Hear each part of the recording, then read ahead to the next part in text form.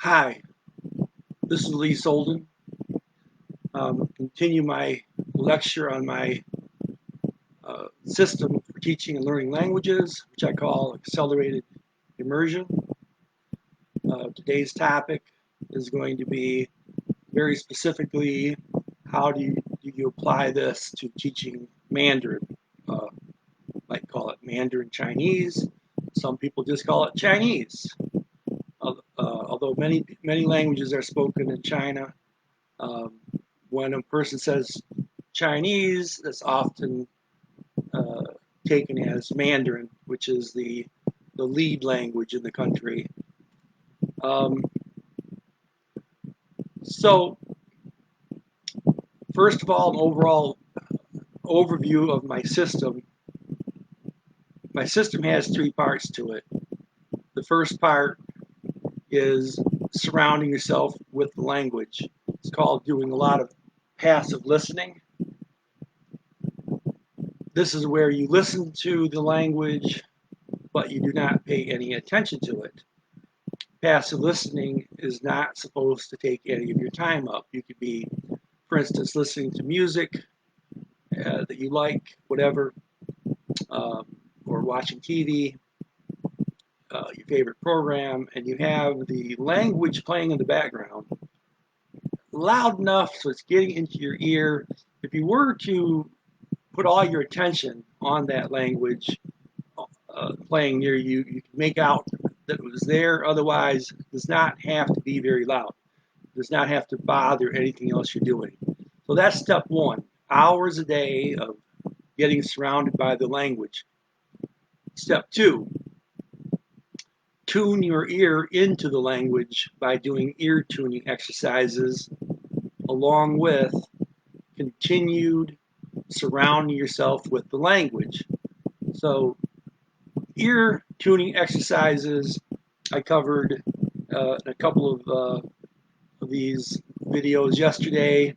The day before that, I concentrated uh, on the passive listening, and today we're going to be concentrating on specifically ear tuning to Mandarin.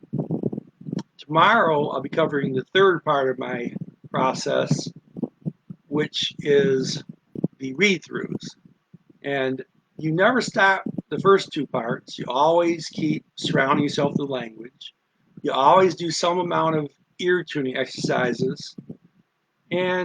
But more and more, all your time is with the read-throughs. Read-through is where you are being introduced to what the words mean in your target language, followed by hearing the target language and reading it, and maybe reading it and hearing it like that a few times from an audiobook where you have the sound playing and you have the words in front of you, okay? Then you just close your eyes and listen a few times. Then you go on to the next sentence. You never do so many read-throughs that you're actually learning the material that day. You're doing enough so that your speech center has enough data to work with at night. And you just keep moving on to the next sentence. Now, eventually you go back, while you're still moving forward, you go back, you do read-throughs on the very first sentence you ever learned, and over the months, you will keep going back to that first sentence and moving forward. You might be on your 10th audiobook, but you're still going to be spending some of your time going back to the very first sentence in the first audiobook, going all the way through the first 9, and by the time you catch up, maybe you might not catch up until the 11th. Well, you'll never catch up, maybe, because the new material, maybe you're on the 14th audiobook. So you're always doing a review, and you're always going forward with new material. Okay. Now back to ear tuning for Mandarin. Ear tuning for Mandarin is a bit more complicated to set up for someone trying to teach it, because it is there's something that doesn't exist in most languages. obviously, Mandarin is not the only language that has tones, but lots of languages related to it have tones also. But tones are nothing that does not exist in the English language, except that in Mandarin, tones exist for every syllable. So there's a correct tone to use for every syllable. Whereas in English, we use tones to express excitement, like "Hi there," okay, "How you doing?" But what if you're excited? "Hi there," or I don't know, a little bit excited. "Hi there," okay. What's going on if you're pitch? Okay. Let's take the word "really." If I say someone's doing something that's annoying me, I might say "really," like showing I'm annoyed with it. What if I'm annoyed and kind of surprised? I want to be very emphatic that I'm surprised about it. "Really?" So the tone I use in English, there's all kinds of them, okay? But when I'm speaking English, I don't have to choose a particular tone to use for every syllable I speak. Well, Mandarin you do. So you start with getting a person attuned or knowledgeable about what a Mandarin tone is. So that's I'll start here right now. Mandarin has 6 tones to it, and they start with and I'm going to exaggerate this somewhat, the high tone. It's called tone 1. It means you're saying something at the top of your voice. Okay, I'm going to use the word, let me see, I'll use the word glue. Why not? Glue, the word glue. Glue. Okay, way up there, okay? That's tone 1. And the opposite of tone 1 is tone 3. Glue.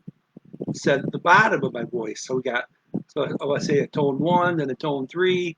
Glue. Glue. How about a tone 5? Tone 5 is right in the middle. It's neither high nor low, and it's just normal voice, but it's also shortened, only half length, so it's just glue. Okay. So if I say tone 1, 3, 5, it would be glue, glue, glue. Now it's called tone 5 is called the non-stressed syllable. Okay. Because it's not up or down. It's also very short, so they call it the non-stressed syllable for that reason. Okay. Now there's 2 other tones and another one yet. I'll get to in a minute. There's 2 other basic tones. One is the rising tone. This rises it goes from the middle of the voice. Like I'm just gonna say glue, but it ends up toward the top, so it's glue, glue, glue, glue. So it starts glue, goes up, glue, glue, glue. Okay, that is the tone 2. It's not very dramatic because it's starting in the middle, going to the top. Now, there's a more dramatic tone called tone 4, which is kind of the opposite of 2, but it starts all the way at the top and goes all the way to the bottom. Therefore, it's considered a very dynamic, very emphatic tone. Okay, so back to our glue example. It goes from glue down to glue. So it's glue, glue. Very dramatic. All the way to the top, all the way to the bottom. Tone 4. Okay. And then there's one more tone. When you say a tone 3 in Mandarin, if it comes at the end of the sentence or just before a comma or end of a phrase or sentence, it gets modified. Instead of okay, so tone 3, a regular tone 3 would be glue. Okay. But the Mandarin tone 3 at the end of a sentence, I call it 3B, which is for 3 bouncy because it's going to bounce a little bit. It's going to start in the middle of the voice range, glue, and it's going to end in the middle of the voice range, glue. Okay, but in between, it's going to drop to the bottom, so it goes like this, glue, glue, glue. You might not hear that; it's dropping. So I'm trying to say glue, glue, glue. Okay. Called the dippy tone, the bouncy tone, a few other names, but it doesn't exist except at the end of a sentence or just before a comma. Well, when else does it exist? Well, what if you're only saying one word? You hear one word pronounced all by itself. It's kind of by definition the end of the sentence, isn't it? Well, they're always going to, if something's a tone 3 and someone's pronouncing it for you, they're going to pronounce it with that dip in it, okay? So technically a tone 3 has that dip, but the dip only occurs in 3 cases. It occurs at the end of a sentence, just for a comma, and if you're saying the word all by itself.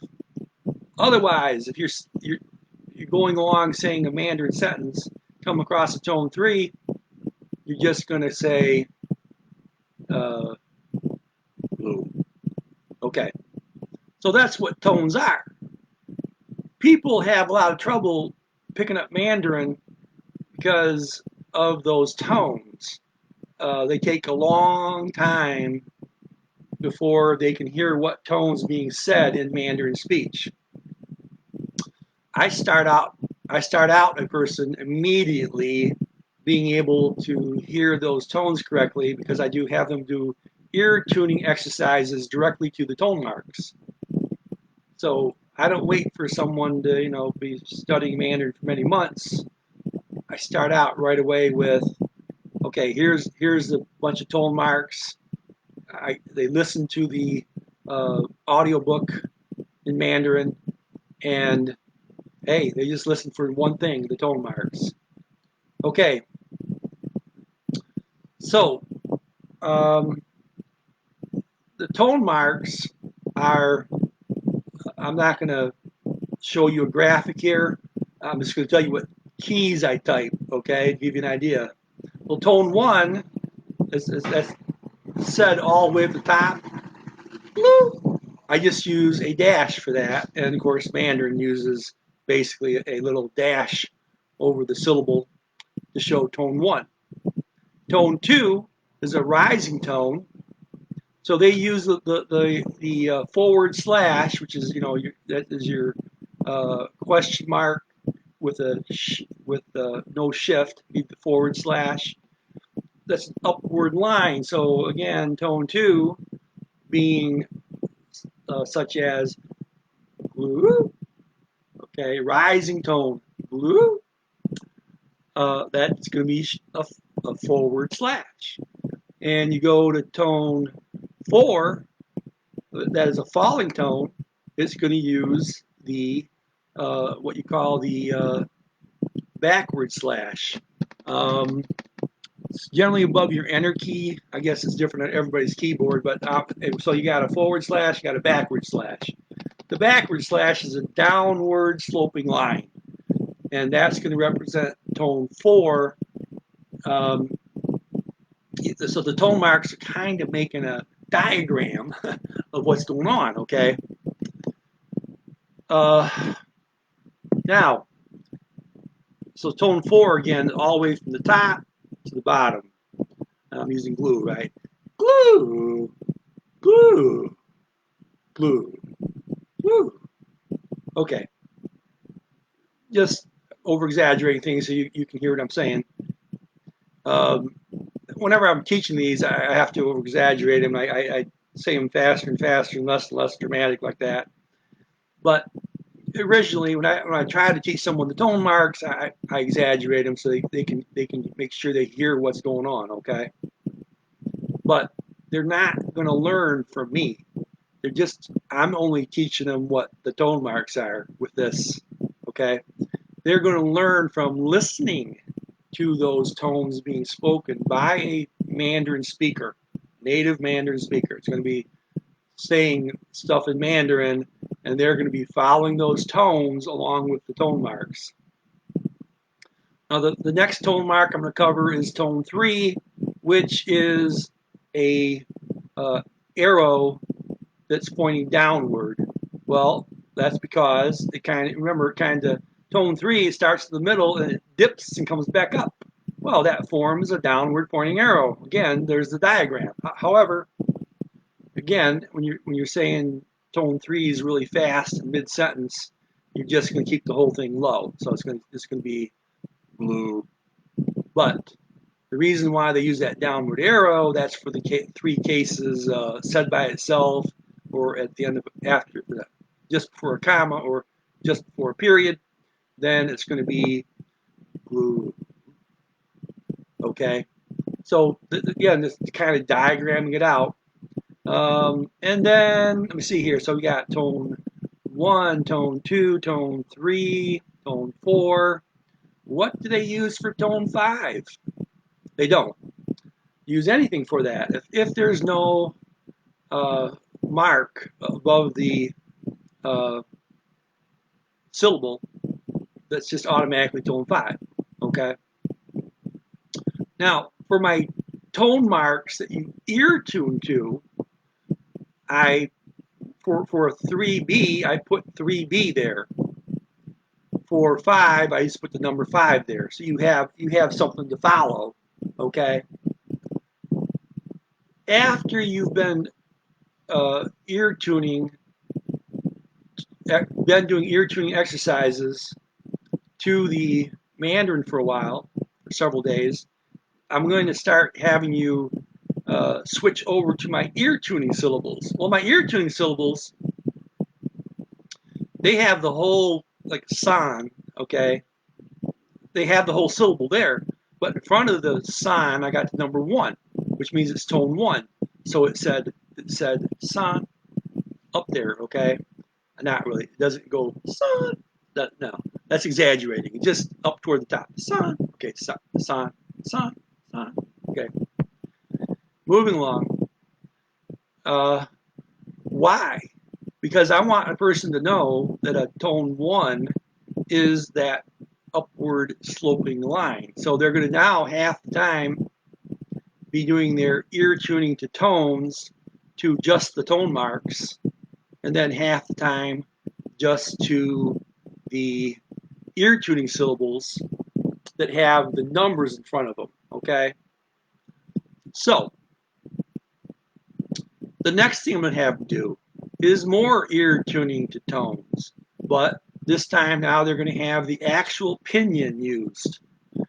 So I'm going to stop and tell you what pinyin is. It is possible to communicate in pinyin to some extent. It's not used for that. Does anyone use pinyin to communicate with? It probably happens. My understanding is some people try it. Most people that using Mandarin will tell you, no, it's just not for that. No. What pinyin is for is to type things in Mandarin. You type out a few, sometimes as little as 2 or 3 letters. If I type out san, S-A-N, the pinyin in Chinese uses the same letters they use in English. It's going to bring up a bunch of Chinese symbols in front of you, and you're going to click the one that you want. That's how they type in Chinese. They don't type the symbols, they type the pinyin that goes to the symbol. And there's intelligence involved here. The pinyin will bring up many possible symbols that match the pinyin you just typed. However, it's not going to bring up any old symbol. It's going to look at, okay, what symbols have you personally used in the past? Number 1, that was one of the things. It's also going to look at the sentence you're typing, and based on that, it kind of the intelligence built into this system kind of knows what you're probably looking for based on the rest of the sentence. And then on top of that, it knows your past use on top of that. So between those two things, very often a person types two letters and the right symbol comes up for them to click on, okay?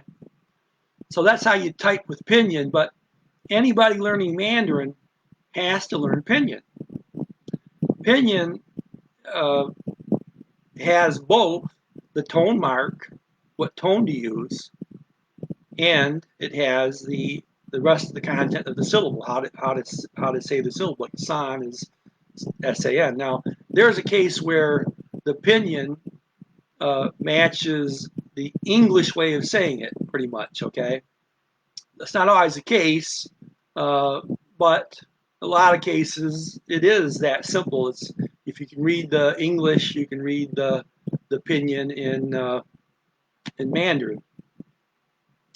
But it's not always the case, which is why I write the ear tuning syllables. The ear tuning syllables tell you in English letters what you should be hearing when that person is talking.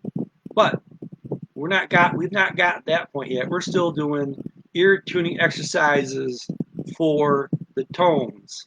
Okay, so far the person has been doing this to the ear tuning marks by themselves. They've been doing it to my ear tuning syllables, and now they start doing it to the Pinyin. Well, when they start doing it to the Pinyin, you have to start teaching them some pronunciation rules. If you see two consecutive tone threes, okay, so maybe it tells you, oh, there's two consecutive glue, glue. Nope. Guess what? You're not allowed to say two consecutive tone threes. You have to change the first one to a tone two. So instead of, even though it says glue, glue in front of you, you gotta say glue, glue, tone two, tone three. And then it gets even a little more complicated. What if you got three straight tone threes? What if you got four straight tone threes? What if you got five straight tone threes? It's not that complicated, mind you, but for a person first seeing it, it takes a bit of getting used to. But I try, well, instead of trying to get someone to know those rules, other than the most fundamental one, you can't say two tone threes in a row without a pause between them. Other than that rule, I let a person kind of just listen to the tones and kind of figure it out themselves before I get too deep in all the rules, what you do with a whole bunch of tone threes in a row. Another rule you have to teach them right away is that if it says tone three, but it comes at the end of a sentence or before a comma, you don't pronounce it. It's not going to be glue. It's going to be glue. It's going to bounce down there, but it's going to start normal, come down, come back up. Wanted to reiterate that other than tone 5, which is just like bloop, bloop, really quick, all the other are the same length. So whether I'm saying blue, blue, blue, or blue, or blue, same length, only glue, right in the middle. Tone 5 is shortened to half beat. Everything else is the same length. Okay, so now the person's been ear tuning to all of the tone marks, the ear tuning syllables, and the Pinyin. Well, I'm still having them ignore the Pinyin, except for the symbol above it. Of course, if there's no symbol above it, they are taught that's tone 5. They're also looking at my ear tuning syllables now, but again, I'm telling them to ignore the ear tuning syllables, just look at the number in front of them and worry about the tones. Next thing I do, I put the actual Chinese symbols in front of them. I don't tell them what any of those Chinese symbols mean. I simply have them listen to them, in other words. And what are they going to listen for? What tone? So they're going to see a bunch of Chinese symbols, and they're not going to know what any of them mean. They're not going to know what the symbol for san san means, which means feather and a couple other things, by the way. But so they're not. I'm not going to tell them what that means, but they're going to see the symbol for it, and they're going to know that it's a high tone. That's all I care. Okay, they're getting. So now they're seeing ear tuning to tones 4 different ways. Finally, I start introducing them to ear tuning to the syllables, to the rest of the syllables. Now, at this point, they start with the ear tuning syllables, because you can't obviously do this with the tone marks. There's nothing there. So now you start with the ear tuning syllables. You're hearing the Mandarin being spoken, and you are seeing both the tone, because there's a number in front of the san, for instance, and then san, san. So now you're gonna see the, one san, and you're gonna hear san, higher tone.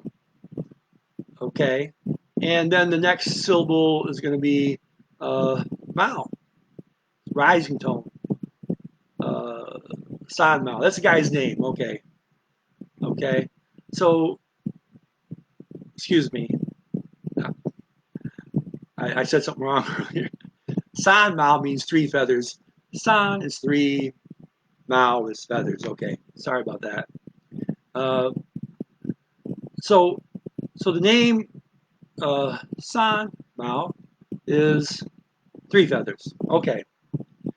So the person's going to see the number 1 san. Okay, and they're going to hear san. Next syllable, they're going to see MOW. Why MOW? That's my ear tuning syllable. So this is not they're not even seeing the opinion yet. I'm using OW for ow. So that's not how they spell it in the opinion. I don't care. I use the same ear tuning syllables regardless of the language as much as possible. If I'm going to teach someone 5 languages, I'm not going to teach them a whole different set of ear tuning syllables. They're going to learn the same ear tuning syllables and know how to read them regardless of what language they're applying them to. So now the person's both trying to follow the voice and match what they're reading, the letters, but also the tone. Okay. And guess what? Now they're going to do the same with the pinyin. And now they're going to do the same with the Chinese symbols. They're still not going to know what any of the Chinese symbols mean. But now if they see a Chinese symbol, they'll know how it is said. Okay? And they will understand, obviously, that